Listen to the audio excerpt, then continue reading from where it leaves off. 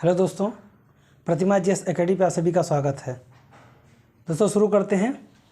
Governor general एवं viceroy. Plassey का युद्ध,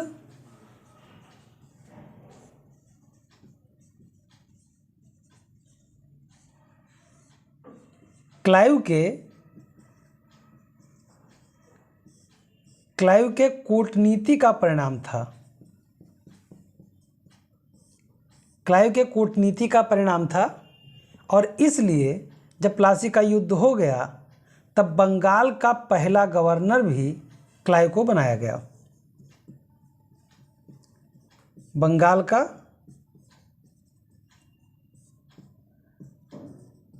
पहला गवर्नर भी क्लाइव को बनाया गया और क्लाइव 1757 से 60 तक बंगाल का गवर्नर रहा।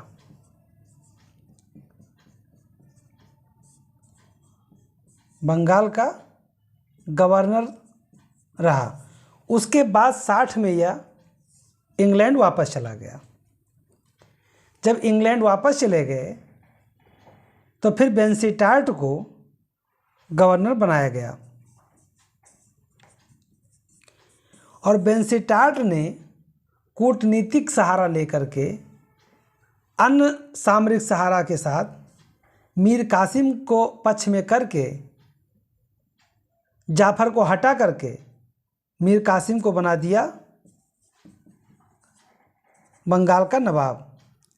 और फिर मीर कासिम ने जब स्वतंत्र व्यवहार करना प्रारंभ किया तब बेंसीटार्ट को अच्छा नहीं लगा और बेंसीटार्ट ने मीर जाफर को दोबारा बंगाल का गवर्नर बनाया और मीर कासिम के विरुद्ध युद्ध छेड़ दिया और परिणाम निकला बक्सर का युद्ध। बक्सर का युद्ध और उसके बाद फिर क्लाइव को बुलाया गया। अब ध्यान रहे, यहाँ पे आपको समझने की जो ज़रूरत है कि बक्सर का युद्ध जब होता है तब बंगाल का नवाब भी कोई और होता है और बंगाल का गवर्नर भी कोई और होता है। लेकिन जब संधि होता है, बक्सर का युद्ध अक्टूबर 1764, नवाब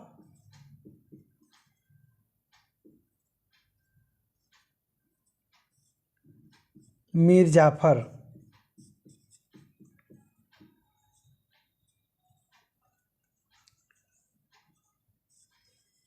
और बंगाल का गवर्नर बेंसीटार्ट। लेकिन जब इलाहाबाद की संधि होती है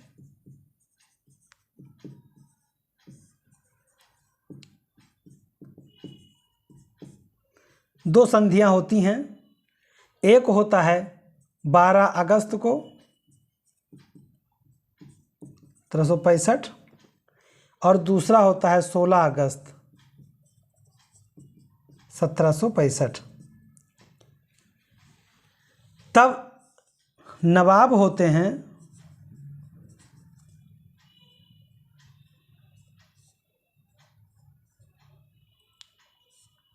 मीर जाफर के पुत्र नजमुद्दौला, से नजमुद्दीन बोला जाता है, और गवर्नर होते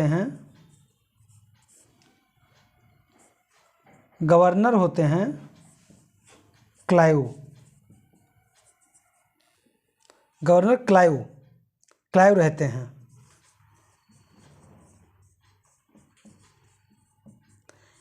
यानी कि जब बक्सर का युद्ध होता है, अगर प्रश्न पूछा जाता है कि बक्सर के युद्ध के समय बंगाल का नवाब कौन था, तब मीर जाफर और गवर्नर कौन था, बेंसीटार्ट। इलाहाबाद की संधि होती है तब गवर्नर कौन था, क्लाइव, और नवाब कौन था, नजमुद्दौला। याद रहे, क्योंकि प्रश्न दोनों की स्थिति में पूछे जा सकते हैं। बक्सर के युद्ध जब हुआ था, युद्ध जीत लिया गया, तब फिर क्लाइव को बुलाया गया लंदन से, और बुलाने के बाद में इन्हें पुनः गवर्नर बनाया गया। और इसीलिए जब रॉबर्ट क्लाइव को गवर्नर की बात आती है तो दो बार, पहली बार ये बनते हैं 1757 से 60 तक रहते हैं, दूसरी बार ये 1765 में बनते हैं और 67 तक रहते हैं। यानी कि रॉबर्ट क्लाइव 2 बार गवर्नर बनते हैं। और गवर्नर बनने के समय इनके कार्यकाल में जो कार्य हुआ,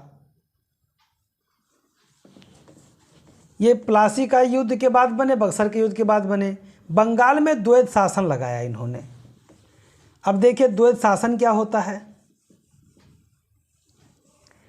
बंगाल में द्वैध शासन की शुरुआत जो है रॉबर्ट क्लाइव ने किया था, 1765 में किया था और 72 तक ये चलता रहा, जब तक कि वारेन हेस्टिंग इसे समाप्त नहीं कर दिए। द्वैध शासन,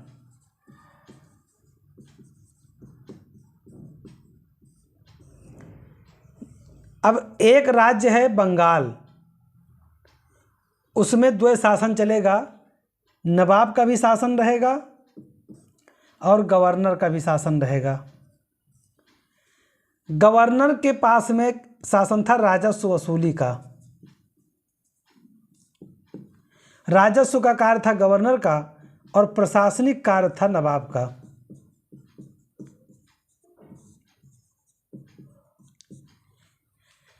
इन्होंने जो दिमाग लगाया था अंग्रेजों ने कि भाई जिसे पैसा से ही सब चलेगा, तो पैसा ले लिए अपने पास और खर्चा जो होगा, प्रशासन में अधिकारी होंगे, वेतन देना पड़ेगा, ये दे दिया नवाब को। अब नवाब के पास जब पैसा नहीं रहेगा तब जनता कहेगी त्राहिमाम त्राहिमाम, तो त्राहिमाम करेगी तो अंग्रेज कहेंगे कि भाई आपके ऊपर शासन तो आपके लोग ही कर रहे हैं, अब वो अच्छे से शासन नहीं चला पा रहे हैं तो हम क्या करें। और ये इनको पैसा देते ही नहीं थे, तो इसलिए द्वैध शासन प्रणाली को लगाया गया, जिसमें प्रशासनिक रूप से नवाब पे अत्याचार करने का आक्षेप लगा करके ये पूर्णतः शासन व्यवस्था अपने पास ले लेंगे। लेकिन जब तक समय का वो था कि अचानक से अगर ये शासन व्यवस्था अपने पास अंग्रेज ले लेते तो जनता विद्रोही हो जाती। जनता क्या हो जाती? जनता विद्रोही हो जाती, और जनता अगर विद्रोही हो जाती तो ये शासन नहीं कर पाते। अब जनता के ऊपर शासन किसका है? नवाब का। अब जनता के ऊपर त्राहिमाम करने लगी, तो अंग्रेज कहते हैं कि आपके ऊपर शासन आपके लोग ही करते हैं, और ये कुछ सहूलियत लोगों को दे देते थे। अब जनता का इनके ऊपर विश्वास होने लगा कि हमारे लिए तो ये ज़्यादा बेहतर है, ये शासन अच्छा नहीं कर रहे हैं। बाद में जब ये शासन सत्ता प्रशासनिक भी अपने पास ले लेंगे तो जनता विद्रोह नहीं करेगी, यानी सही समय का इंतजार कर रहे थे। तो द्वैध शासन का मतलब ये था कि दोनों लोग शासन को चलाते थे। राजस्व यानी पैसा वसूली का काम जो होता था वो गवर्नर के पास था और प्रशासनिक कार्य नवाब के पास। और गवर्नर वसूलते भी नहीं थे, वसूलते थे जमींदार, और जमींदार कौन थे? वो भारतीय थे। यानी कि पैसा वसूली में भी अगर जनता नाराज होती है तो भारतीयों से, प्रशासन में भी नाराज होती है तो भारतीयों से। अंग्रेज साफ सुथरे बचे हुए थे, और ये व्यवस्था, ये दिमाग रॉबर्ट क्लाइव ने लगाया था। तो इन्होंने द्वैध शासन पद्धति को अपनाया और बंगाल में द्वैध शासन लागू किया, जो 1772 तक जब तक चलता रहा जब तक कि वारेन हेस्टिंग ने इसे समाप्त नहीं कर दिया। इनके समय में श्वेत विद्रोह हुआ था। श्वेत विद्रोह इनके आपसी लोगों के कुछ सामंजस्य न बैठने के कारण हुआ था, और उसके बाद इन्होंने, रॉबर्ट क्लाइव ने अपने कर्मचारियों को उपहार लेने पर प्रतिबंध लगा दिया था। कारण ये था, जो ईस्ट इंडिया कंपनी थी अब वो 2 काम करने लगी थी, एक तो व्यापार और दूसरा राजनीति। अब व्यापार का काम जो होता था वो कुछ व्यापारी के अलग अलग कार्य थे, और कुछ समितियां बना करके अधिकारी की नियुक्ति करते हुए राजनीतिक कार्य होने लगा। अब व्यापारी जो व्यापार कर रहे थे, अब इन्हीं के साथ में एक साथ एक्स और वाई 2 व्यक्ति आए। तो एक्स को नौकरी मिला ईस्ट इंडिया कंपनी में, और वाई को नौकरी मिला राजनीति में प्रशासनिक कार्य देखने के लिए। इनको वेतन मिलता था। अब ये व्यापार करते थे, तो ये मान लीजिए 100 रुपया कमाते थे, और ये भी 100 रुपया कमाते थे, तो ये 100 वेतन पाते थे, उतना कमाते थे, और ये 100 व्यापार यहाँ किए, 100 रुपये यहाँ व्यापार से, 100 यहाँ से, ऐसे करते करते पता लगा ये 1000 कमा लिए। और जब साथ में दोनों लोग आए थे और एक ही जगह कार्य कर रहे हैं, तो इनके पास 100 रहेगा, इनके पास 1000 हो गया, तो ये 1000 भी तो पूरा करने के लिए घूस लेने लगे, यानी उपहार बता करके, और ये भी व्यापार में संलग्न हो गए। जब व्यापार में संलग्न हो जाएंगे तो राजनीतिक गतिविधियां कमज़ोर पड़ जाएंगी। इसलिए रॉबर्ट क्लाइव ने प्रशासनिक कार्य देखने के लिए कर्मचारियों को उपहार लेने पर प्रतिबंध लगा दिया और कुछ वेतन बढ़ा दिया था। तो इसका मतलब यही था कि दोनों के कार्य धीरे धीरे बंटने लगे थे, जो 1857 के बाद में पूर्ण रूप से राजनीतिक कार्य ईस्ट इंडिया कंपनी का सीधे वहाँ की महारानी के हाथ में चला जाएगा, लंदन के। इन्होंने व्यापार समिति बनाया था। उसके बाद 1767 में रॉबर्ट क्लाइव चले जाते हैं लंदन, वापस चले जाते हैं और वहाँ पे आत्महत्या कर लेते हैं। हो सकता है भारत में रहे, वहाँ गए हो, उनकी हृदय प्रवृत्ति हुआ हो, इनको लगा हो कि मैंने हिंदुस्तान के लिए अन्याय किया है, और हिंदुस्तानी लोग बहुत सभ्य होते हैं, इन्हें लगा होगा, सुसाइड कर लिए, मर गए, क्या करे कोई। अगला गवर्नर बनते हैं हाल्वेल। हाल्वेल बनते हैं गवर्नर, लेकिन ये स्थानापन्न होते हैं, कुछ समय के लिए होते हैं। इन्होंने ही बंगाल के ब्लैक होल घटना का जो है वर्णन किया था। और हाल्वेल के बाद में बेंसीटाट बनते हैं। देखिए क्या होता है, गवर्नर की जो हायरार्की है बंगाल के, इसकी हायरार्की पूछ ली जाती है, पहले कौन आया बाद में। इसलिए आप याद है, पहले रॉबर्ट क्लाइव आए, फिर हाल्वेल आए, फिर बेंसीटाट बने। बेंसीटाट बक्सर के युद्ध के समय गवर्नर थे। फिर बेंसीटाट के बाद में रॉबर्ट क्लाइव फिर से बनाए जाते हैं 65 से 67 में। उसके बाद बेलेस्टर बनते हैं गवर्नर 1767 से 1769 तक। बेलेस्टर के बाद में कार्टियर बनते हैं 1769 से 1772 तक। और 1772 में वारेन हेस्टिंग जो है गवर्नर बन करके आते हैं बंगाल के। वारेन हेस्टिंग 1772 में वारेन हेस्टिंग बन करके आते हैं बंगाल के गवर्नर। जब बंगाल के गवर्नर वारेन हेस्टिंग बन करके आए तो यहाँ पे द्वैत शासन चल रहा था, प्रक्रियाएं बहुत उथल पुथल की थीं। जब वारेन हेस्टिंग यहाँ गवर्नर बन करके आए तो वहाँ पे 1773 का एक एक्ट पारित हुआ था, रेगुलेटिंग एक्ट।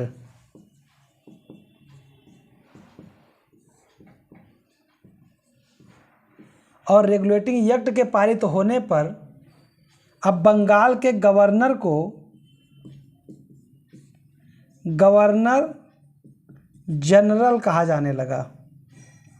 तो याद रहे कि वारेन हेस्टिंग बंगाल का अंतिम गवर्नर और प्रथम गवर्नर जनरल बना। तो बंगाल का अंतिम गवर्नर कौन था? Warren Hastings. और प्रथम गवर्नर जनरल भी वारेन हेस्टिंग। तो बंगाल का प्रथम गवर्नर कौन था? बंगाल का प्रथम गवर्नर कौन था? रॉबर्ट क्लाइव प्रथम गवर्नर था और वारेन हेस्टिंग प्रथम गवर्नर जनरल और अंतिम बंगाल का गवर्नर था। तो याद रहे कि ये जो हायरार्की नाम पूछा जाता है, नाम आपको पता होना चाहिए। वारेन हेस्टिंग जब बंगाल का गवर्नर बना तो उसने कई कुरीतियों को समाप्त किया। सबसे पहली बात तो इसने जो बंगाल में द्वैध शासन चल रहा था, द्वैध शासन व्यवस्था को समाप्त किया। द्वैध शासन को व्यवस्था समाप्त किया 1772 में। यानी कि यहाँ से कई बार प्रश्न पूछे गए हैं कि बंगाल में द्वैध शासन किसके द्वारा समाप्त किया गया। तो ये वही वारेन हेस्टिंग गवर्नर जनरल हैं बंगाल के।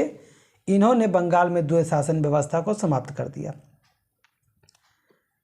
साथ ही एक राजस्व बोर्ड का स्थापना किया 1772 में। इन्होंने एक राजस्व बोर्ड की स्थापना किया और राजस्व बोर्ड की स्थापना करके अपना जो राजस्व कोषागार था,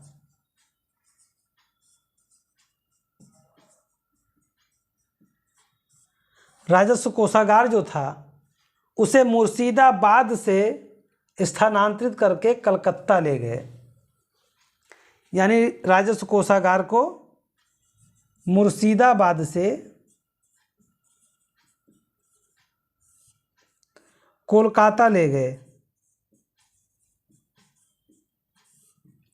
यानी कि अब जो व्यवस्था होगा राजस्व को पैसा निकालने का, पैसा देने का, पैसा जमा करने का, वो गढ़ होगा कलकत्ता, मुर्शिदाबाद नहीं होगा। मुर्शिदाबाद ये सब व्यवस्था कौन लाया था? तो याद कीजिए, मीर कासिम मुर्शिदाबाद से मुंगेर ले गए थे और फिर जब जो है मीर जाफ़र बने थे तो उन्होंने फिर मुंगेर से मुर्शिदाबाद स्थिति को बदल लिया था। तो अब जो राजस्व बोर्ड का गठन किया गया और राजस्व बोर्ड के गठन के बाद राजस्व का कोषागार जो है उसे मुर्शिदाबाद से कलकत्ता स्थानांतरित कर दिया वारेन हेस्टिंग ने। इन्होंने भू राजस्व व्यवस्था यानी भूमि सुधार किया। भूमि सुधार में इन्होंने राजस्व के दो व्यवस्था किया, एक 5 वर्षीय और एक 1 वर्षीय, यानी कह सकते हैं कि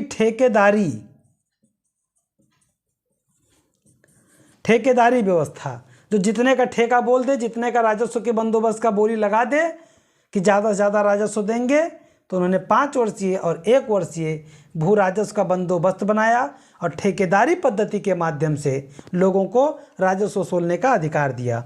यानी जो भी जमींदार, मान लीजिए एक ये ज़मीन है, एक ज़मीन यक्स है, एक वाई है, एक जेड है। जमींदार यक्स ने कहा कि मैं यहाँ के राजस्व की वसूली आपको छमाही 10,000 रुपया दूंगा। वाई ने कहा अरे महोदय हम आपको 20,000 देंगे। जेड ने कहा हम 30,000 देंगे। तो ये जमींदारी 30,000 वाले यानी जमींदार को यानी जेड को दे दिया गया। अब अगर जेड इनको 30,000 देंगे तो यहाँ से 1 लाख वसूलेंगे भी नहीं, 1 लाख चलो थोड़ा दया करते हैं, 50,000 वसूलेंगे भी। तो जो व्यक्ति 10,000 देता तो वो 20,000 वसूलता। यानी अब जो 30,000 ज़्यादा वसूला जाएगा वो 30,000 कौन वसूलेगा ज़्यादा? वो जड़ वसूलेंगे। तो जनता से ही तो वसूलेंगे, पैदावार कितना भी हो। तो ऐसी बोली के माध्यम से वारेन हेस्टिंग ने भूमि बंदोबस्त की व्यवस्था किया था और 5 वर्षीय और 1 वर्षीय ठेके का बंदोबस्त इन्होंने किया था। तो भू राजस्व के बंदोबस्त, राजस्व बंदोबस्त, 2 बंदोबस्त इन्होंने किया। साथ ही साथ वारेन हेस्टिंग महोदय रेगुलेटिंग एक्ट 1773 के द्वारा, रेगुलेटिंग एक्ट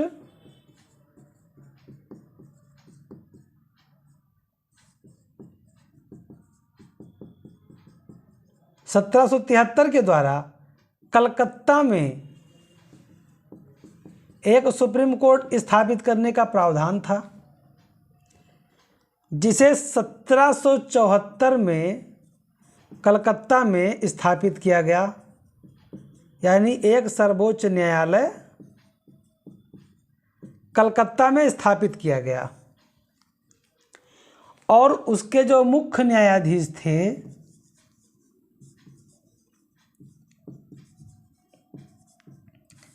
मुख्य न्यायाधीश बनाया गया एलिजा एम्पे को। एलिजा इम्पे मुख्य न्यायाधीश बने और 3 अन्य न्यायाधीश बने। अन्य न्यायाधीश, उनका नाम आप तीनों का किस तरह से याद करेंगे? चलिहा। अब चलिहा में एक च से हो गए चंबर्स, ली से च से चंबर्स, और ली से लिमेस्टर, और हा से हाइड, हाइड यानी चंबर्स, लेमेस्टर, हाइड ये 3 अन्य न्यायाधीश थे। इनको आप चलिहा के नाम से याद रख सकते हैं।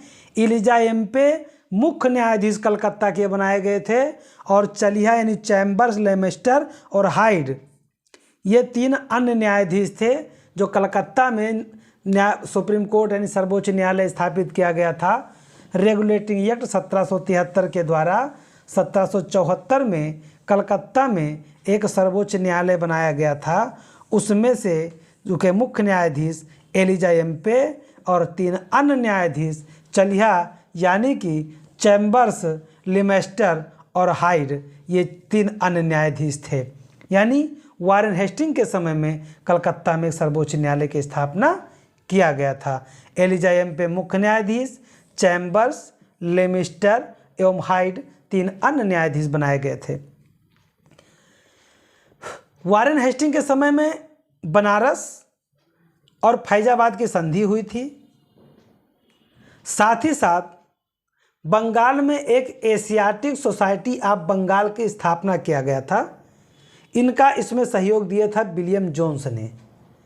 विलियम जोन्स महोदय ने बंगाल में एशियाटिक सोसाइटी ऑफ बंगाल की स्थापना किया था, और संभवतः ये 1784 में किया गया था, 1784 ईस्वी में। 1781 में कलकत्ता में एक मदरसा भी स्थापित किया गया था। एशियाटिक सोसाइटी ऑफ बंगाल की स्थापना वारेन हेस्टिंग के समय में हुआ। कलकत्ता में एक मदरसा की स्थापना भी वारेन हेस्टिंग के समय में हुआ। और इन्हीं के समय में एक एक्ट आता है, पिट्स इंडिया एक्ट 1784। देखिए, इनके समय में 2 एक्ट आए। एक तो आया 1773 का रेगुलेटिंग एक्ट,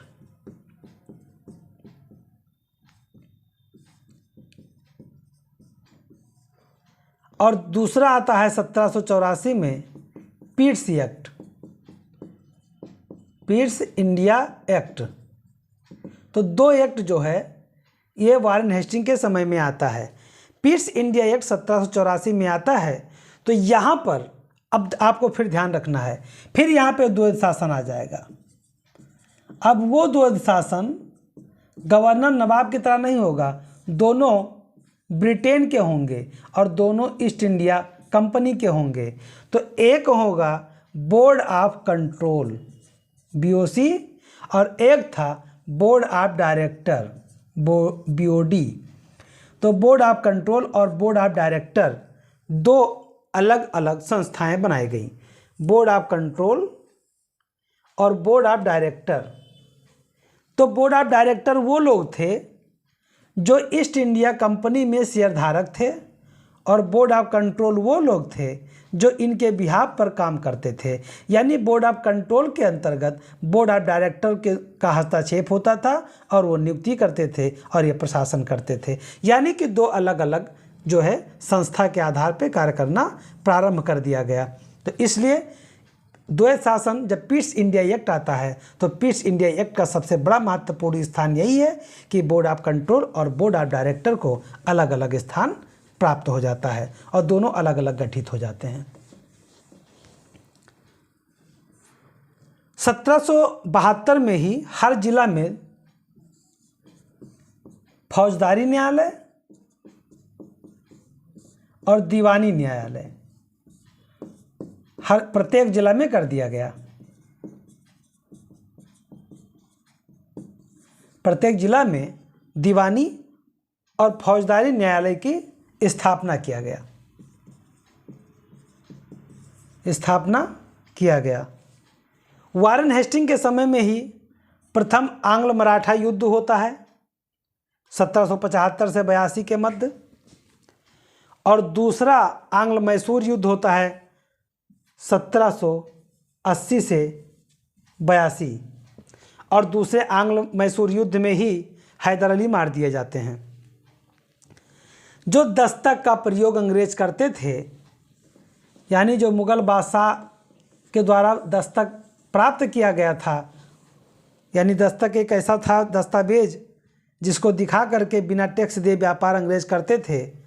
अब जो कि पूरा कंट्रोलिंग हो गया है ईस्ट इंडिया कंपनी का, तो अब वो अंग्रेज़ों को दस्तक प्रयोग से मुक्त कर देते हैं, यानी दस्तक पर प्रतिबंध लगा देते हैं, क्योंकि अब ये अंग्रेज़ों से व्यापार कर स्वयं लेने लगे थे, तो इसलिए अब वो दस्तक का प्रयोग बंद कर दिया गया। तो प्रश्न आएगा कि जिस दस्तक को मुग़लों ने दिया था अंग्रेज़ों को, किसके द्वारा बंद किया गया? तो वारेन हेस्टिंग एक अंग्रेज़ के द्वारा ही बंद किया गया। कलकत्ता में एक सरकारी टकसाल का स्थापना किया गया। टकसाल मतलब सिक्का बनाने वाला, पैसा बनाने वाला स्थान। तो कलकत्ता में सरकारी टकसाल बनाया गया। नंद कुमार को इन्होंने फांसी दे दिया था। नंद कुमार एक दीवान थे, दीवान के पद पे थे, और वारेन हेस्टिंग इनसे जलने लगे थे। क्यों जलने लगे थे तो वही जाने। और वारेन हेस्टिंग ने एक चाल के द्वारा नंद कुमार को फांसी दे दिया था। और ये ब्रिटेन में ही, लंदन में एक व्यक्ति हैं वर्क, ये भारतीयों की स्थिति को जानते थे, लेकिन इन्होंने नंद कुमार के फांसी को बहुत ज़्यादा गंभीरता से लिया। ये सामाजिक कार्यकर्ता थे वहाँ के।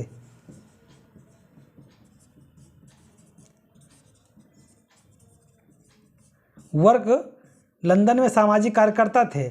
उन्होंने वारेन हेस्टिंग को देखा कि ये बहुत घूसखोर है, बहुत पैसा लेता है, तो जब लंदन ये वापस गए, वहाँ पे इनके ऊपर महाभियोग लगा दिया। वर्क के द्वारा महाभियोग लगाया गया। हाँ, फिर वहाँ पे उनको बरी तो कर दिया गया, लेकिन वर्क ने इन्हें पता नहीं क्या क्या गधा और जितने कुशब्द थे सारे वारेन हेस्टिंग के लिए इन्होंने लगाया था। तो नंद कुमार को फांसी इन्होंने दिलाया था। तो वारेन हेस्टिंग पहले से गवर्नर थे, जो लंदन गए तो वहाँ पे इन पर महाभियोग चलाया गया था और बाद में बरी कर दिए गए थे। वारेन हेस्टिंग के बाद में सर जॉन मैक्सरसन जो है गवर्नर बनते हैं, लेकिन इनका कोई कार्य ज़्यादा नहीं होता है। बस जैसा वारेन हेस्टिंग छोड़ करके जाते हैं, सर जॉन मैक्सरसन वो इसी तरह का कार्य चलाते रहते हैं। 1 साल के बाद में कॉर्नवालिस गवर्नर जनरल बन करके बंगाल के आते हैं। जब कॉर्नवालिस 1786 में गवर्नर जनरल बन करके आते हैं, तो आते ही इन्होंने दास व्यापार पर रोक लगा दिया। दास व्यापार पे 1789 में इन्होंने दास व्यापार पर प्रतिबंध लगा दिया। कॉर्नवालिस जाने जाते हैं सिविल सेवा के लिए, पुलिस सुधार के लिए, कॉर्नवालिस संहिता के लिए।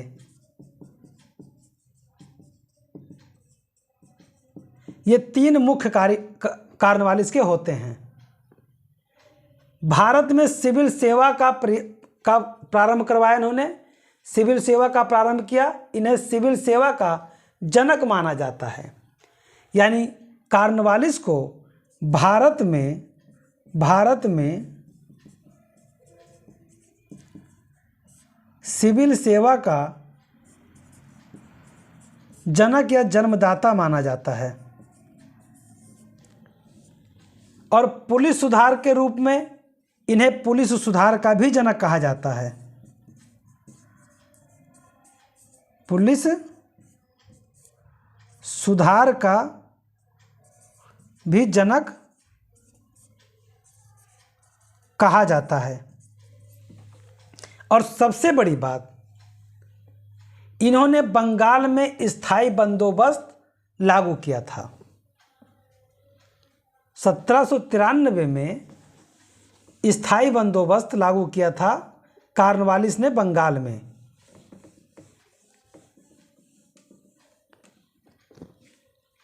में बंगाल में स्थायी बंदोबस्त लागू किया था।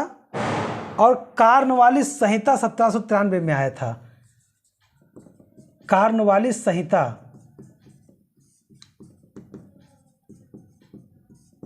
1793। ये आपको जानना जरूरी है। कैसे? पहले जो जिला कलेक्टर होता था, डिस्ट्रिक्ट डीसी होता था, जो डीसी के पास ही न्याय व्यवस्था और प्रशासन दोनों शक्ति इन्हीं में था। लेकिन कॉर्नवालिस ने क्या किया कि जिला से डिस्ट्रिक्ट कलेक्टर के हाथ में हटा करके अब यहाँ पे केवल डिस्ट्रिक्ट रखिए। तो डिस्ट्रिक्ट न्याय व्यवस्था और डिस्ट्रिक्ट प्रशासनिक व्यवस्था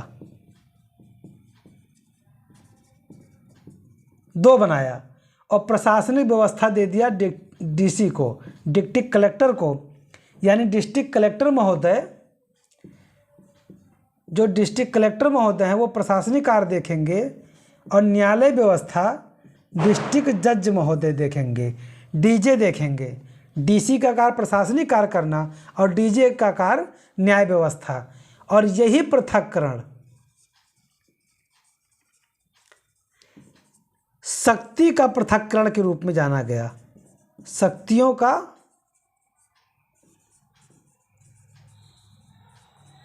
पृथक्करण के रूप में कॉर्नवालिस संहिता को जाना जाता है। कई बार कन्फ्यूजन होता है, लोगों को लगता है कॉर्नवालिस संहिता पुलिस सुधार से है, कॉर्नवालिस संहिता सिविल सेवा से। ऐसा नहीं है।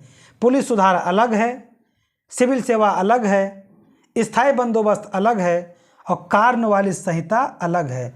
तो कॉर्नवालिस संहिता में शक्ति का पृथक्करण सिद्धांत निहित है और वह सिद्धांत न्याय व्यवस्था प्रशासनिक व्यवस्था को अलग अलग करना है। तो यहाँ पे आपको ध्यान देना है।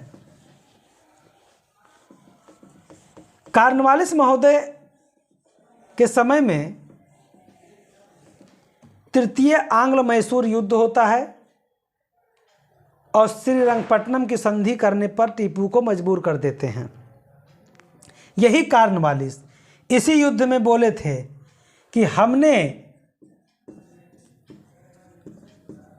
अपने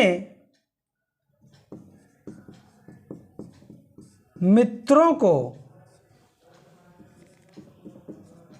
मोटा भी नहीं होने